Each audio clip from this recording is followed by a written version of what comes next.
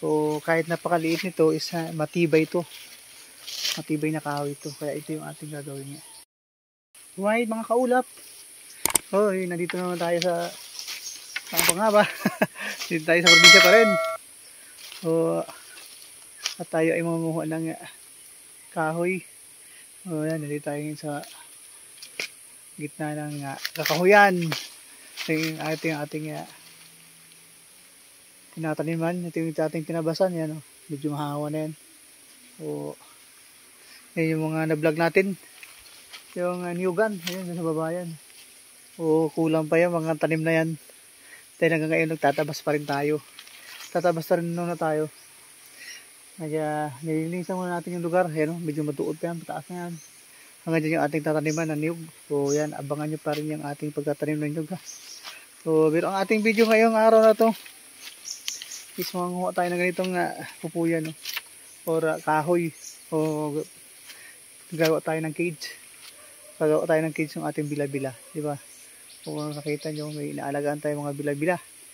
So kailangan nila ng cage. So wala tayong pambiling bakal. Kaya ganitong kahoy yung ating kukunin ngayon.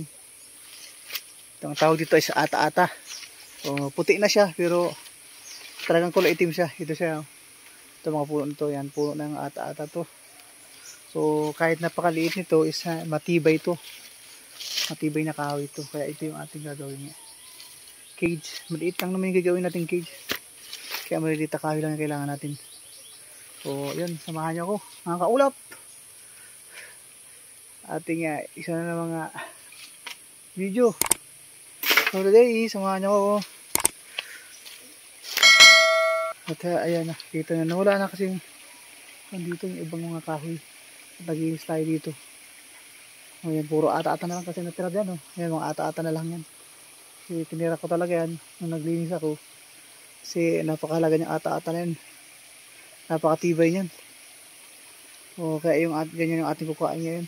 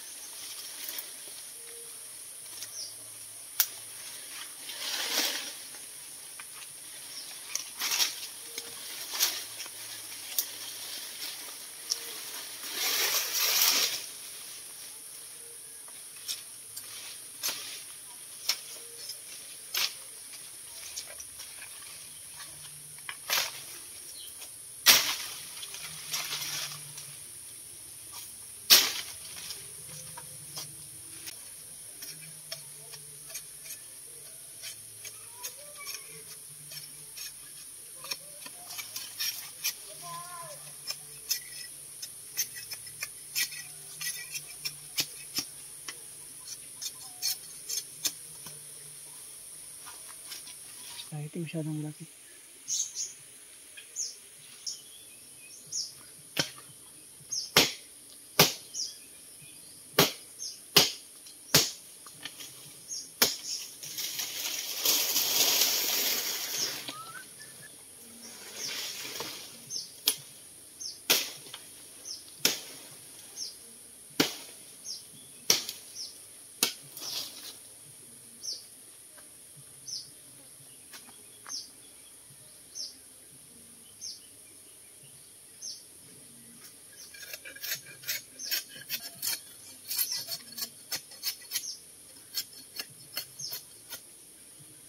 Tugi! Yan.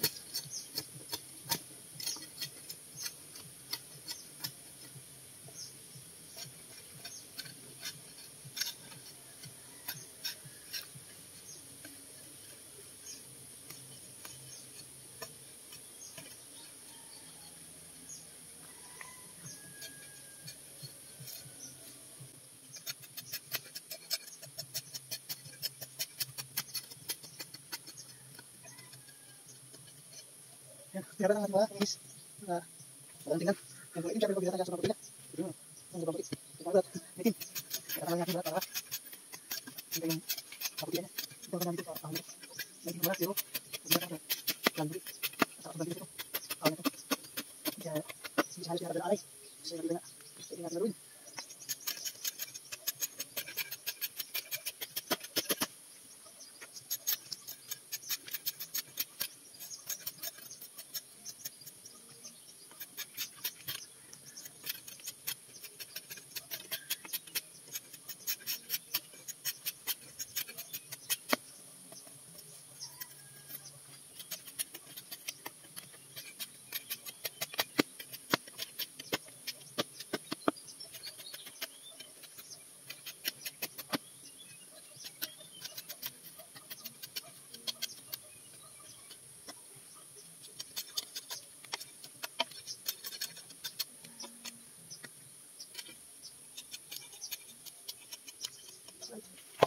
Sino? Apa tayo na? Poste. Ang poste. Alright. Ay, hirap pa ito ano. Meron pa ganito walang photographer at videographer, no? Yan. Dito talaga. Wala tayong videographer. Kaya solo natin ang ating pagbablog. Alright. So, hanggang dito na lang muna. Bye-bye.